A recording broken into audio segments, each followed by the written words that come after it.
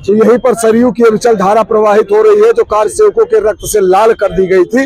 और आज वही सरयू की धारा को आप देखेंगे तो भव्य, दिव्य, नव्य और निर्मल और स्वच्छ महोत्सव के रूप में, हिंदुओं के सबसे बड़ी जीत के विजय उत्सव के रूप में। अब बताइए, हिंदुओं के सबसे बड़ी जीत के विजय उत्सव के रूप में इसको महोत्सव के रूप में मना रहे हैं। साथियों नमस्कार, फिर से देखिए शाम का समय हो चुका है और यहाँ पे लाइट जो है वो पूरी तरीके से चालू कर दी गई है। लता मंगेशकर चौक के ऊपर आप देखिए ये लाइट होने के बाद ये किस तरीके से ये दिखता है। सेल्फी पॉइंट है, यहाँ पर अलग अलग तरह के तमाम तरह के लोग यहाँ पे आ रहे हैं। हर तरह का पूरा माहौल जो है वो राममय बना हुआ है। यहाँ बच्चे से लेकर बूढ़े तक माने हर उम्र वर्ग के लोग जो है वो पूरी तरीके से इसमें डूबे हुए नजर आ रहे हैं।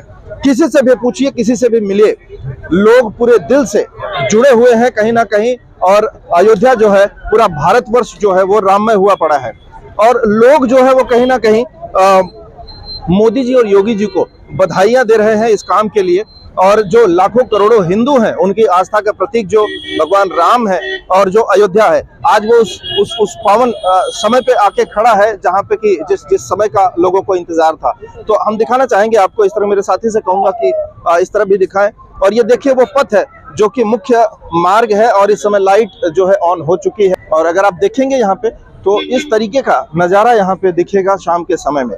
और हमारे साथ में अयोध्या वासी हैं और हम आपसे जानना चाहेंगे दो शब्द खाली कि पहले में और अब के अयोध्या में क्या अंतर महसूस करते हैं? जमीन आसमान, अगर दो शब्द है जी तो अंतर ये है कि जमीन और आसमान का अंतर है जी। लेकिन अगर अयोध्या के बारे में आप बात करेंगे महाराज, तो अगर पिछली अयोध्या को आप उठा करके देखेंगे तो यहीं पर सरयू की अविचल धारा प्रवाहित हो रही है, जो कार सेवकों के रक्त से लाल कर दी गई थी। और आज वही सरयू की धारा को आप देखेंगे तो भव्य, दिव्य, नव्य और निर्मल और स्वच्छ प्रवाहित हो रही है। ये अंतर है। अगर श्रेय देने की मैं बात करूं इस पावन पुनीत काम के लिए, तो ये श्रेय किसको देना चाहेंगे जो आज राम मंदिर? जी, सर्वप्रथम श्रेय तो जाएगा कार सेवकों का जिनका बलिदान गया। उसके बाद हमारे वो हिंदुत्व पुरोधा जिन्होंने संघर्ष किया। उसके बाद सत्ता में बैठे उन सत्ताधीशों को देना चाहेंगे कि जब इनकी सरकार केंद्र और राज्य में आई तो भव्य दिव्य निर्माण मंदिर की तरफ ध्यान दिए। राम को अगर मैं कहना चाहूँ, राम को परिभाषित करने की बात है तो अपने शब्दों में आप कैसे परिभाषित करेंगे भगवान राम को? शिव से ईश्वरा सा रामेश्वरा। राम के बारे में अगर समझना है तो थोड़ा सा आप समझिए कि राम है कौन। चर अचर चराचर संपूर्ण ब्रह्मांड की सत्ता को अपने अंदर समाहित रखने वाला वो परमाध्यक्ष पूर्ण ब्रह्म परमात्मा परमेश्वर अखिलेश्वर जगत नियंता अनंत कोटि ब्रह्मांड नायक कर्तुम अकर्तुम सर्वथा कर्तुम सर्व सामर्थ्यवान देव कौशल्या आह्लाद करता दशरथ नंदन मर्यादा पुरुषोत्तम श्री राम है, जो अकारण करुणा वरुणालय है, साधारण है, जो त्याग के प्रतीक है, प्रजा के प्रेम के प्रतीक है और शांति के प्रतीक है। और आवश्यकता पड़े तो अत्याचारी, अनाचारी, दुराचारी, पापाचारी, लोकाचारी, व्यभिचारियों का अंत करने के भी वही प्रतीक है। क्या बात करेंगे राम पे। वाह वाह। आप किस तरीके से इसको उत्सव के रूप में, महोत्सव के रूप में, हिंदुओं के सबसे बड़ी जीत के विजय उत्सव के रूप में, अब बताइए, हिंदुओं के सबसे बड़ी जीत के विजय उत्सव के रूप में इसको अगर मैं पूछूं, रोज कुछ ना कुछ, मैंने आज ओवैसी को सुना है, वो कह रहे हैं कि भाई ये जो है जो मंदिर का कार्यक्रम जो चल रहा है, जो प्राण प्रतिष्ठा होने वाली है, हम इसको याद रखेंगे और आने वाले समय में हम जो है इसका फिर कुछ ना कुछ अपनी तरफ से करने वाले। हैदराबाद वाला जी, हम चाहते हैं कि अपने आने वाली पीढ़ियों को बताते रहे कि लल्ला, तुम्हारे जो बाप दादा थे, तुम्हारे जो पूर्वज थे, वो हिंदू थे, पहली बात। दूसरी बात, ओवैसी कौन है? ओवैसी मीडिया की नजर में टीआरपी है, पॉलिटिकल की नजर में बहुत बड़ा नेता है और मुस्लिमों की नजर में बहुत बड़ा खलीफा है। लेकिन असदुद्दीन ओवैसी हो या अकबरुद्दीन ओवैसी हो, मोहित राज की नजर में अंगा है। अंगा का मतलब कुछ नहीं।